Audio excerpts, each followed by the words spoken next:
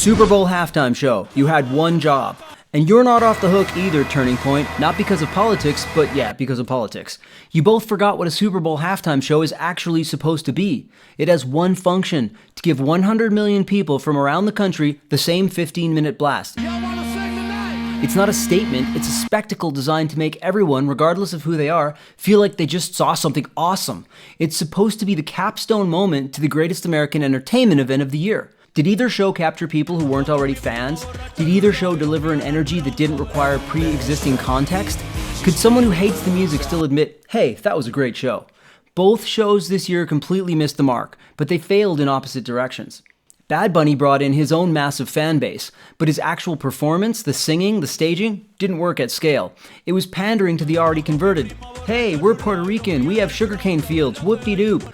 It relied completely on identity. Like, we're the Spanish people, you must love us. And of course that's forced. And not to mention the entire show was obscured by a sugarcane maze if you were in the stands. Boy, these $50,000 seats have such a great view, glad we spent the extra. Look, I agree that sugarcane is better than high fructose corn syrup, but if that's the thing you're most proud of, then yeah, your country is still giving everybody diabetes, or territory, or whatever. If you listen to the raw performance, Bad Bunny isn't even really a singer or a rapper. He's a guy yelling into a microphone doing cardio. That wasn't really a performance, it was an exercise class. So many Spanish people said in the comments, I have no idea what the hell he was saying. As far as Latin guys go, Pitbull kicks his ass. To Mr. Worldwide. And now here's what I'll say about Bad Bunny. He's got a handsome mug. That is one good-looking Puerto Rican dude.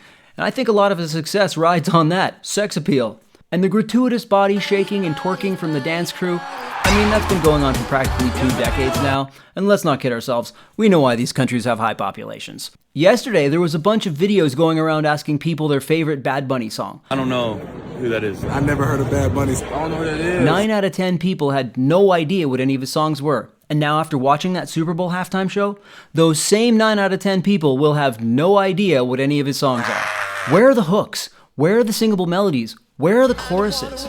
There's not even a boom boom pow, never mind a Purple Rain or a Bad Romance. It's just completely forgettable. It's less music and more just ambiance for a party where you're getting drunk. When you're trying to reach 100 million people, you can't rely on, well, if you know, you know. Cultural resonance is interesting, but it's not universal. The halftime show's job isn't to serve your base, it's to make someone who's never heard you stop and go, holy crap, this is awesome. Now, the Turning Point show had the opposite problem. Musically, very tight, structurally, very competent, but it turned the halftime show into a religious sermon. I felt like I was at church. Every song had to have a moral lesson, every moment had a message. Instead of giving people an escape, it asked them to sit down and be redeemed. And that's not entertaining. It's like an overcorrection.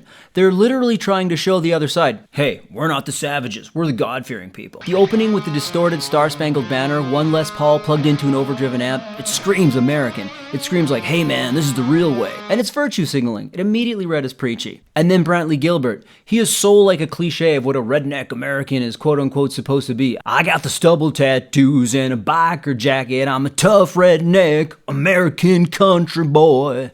Perfect bait for the other side to come over and write in the comments, this is trash, which I saw a lot in the stream, because they set themselves up for that one. And listen, the musicianship was on point. They're great singer-songwriters, but it's the taste, it's the genre, it's the forced messaging of like, we're American. And more comments revealed this. All of these songs sound like a Ford commercial. I felt like I just walked into a Texas Roadhouse. Oh yeah, and the #1 unspoken rule of showbiz, don't wear shorts on stage, but I forgot, you're Kid Rock.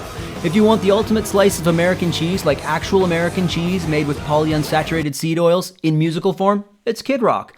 And why is he the de facto representative for every show that's like on the right?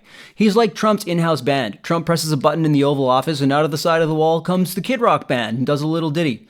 Great singer though. Unless it's lip-synced? Inform me in the comments. And then at the end, a heartfelt videotape message from Charlie Kirk about honest-to-goodness all-American family values and the right way in society. Let's save that for Sunday morning church before the game. It's night. Time to party. Both shows literally made the same exact mistake while making the opposite choices. One relied on identity and assumed everybody's always on board. You don't know how to dance the merengue? Like, who even are you? The other one relied on ideology and assumed everyone must be devout. Both forgot that the halftime is not about who you're talking to, but what you make them feel. I agree with both sides. I've been so lit at Colombian parties in NYC that I didn't even know which way was up. And I've been to profound Sunday morning sermons. Neither of these presentations are a fit for the Super Bowl. You knew the Turning Point show was going to be preachy. Someone spoke to me. Because they were trying to react to the preachiness of the other side. Oh, you don't know Spanish? You don't support immigrants? Shame on you. And then Turning Point said, oh, you don't praise the Lord? You don't know real American rock? It's gotta be blasted through a distorted Les Paul because that's American. You gotta have a beard and a cowboy hat or you ain't American. Well, no, you gotta be a Latin man wearing a dress or you ain't American.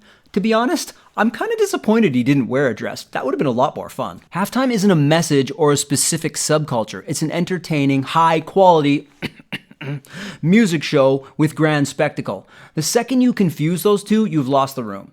Now, this is the problem of culture right now. Everything is divided virtue signaling. Nothing is a shared experience. Everyone's preaching to their choir, trying to shame the unconverted. Nobody's trying to create a moment that works for everyone because we've forgotten that's even possible. We've lost the monoculture. And that's when America loses. That's when the fans get the raw end of the deal because they wanted a fun time, they wanted entertainment, and they got a morality lesson, or a cultural shaming. But hey, when I'm at a party forced to choose between a sermon or disorderly conduct in front of a bodega, I guess I'll go with the wild fiesta, even though I don't speak the language. Buenas noches. Coqui, coqui! I'll be back.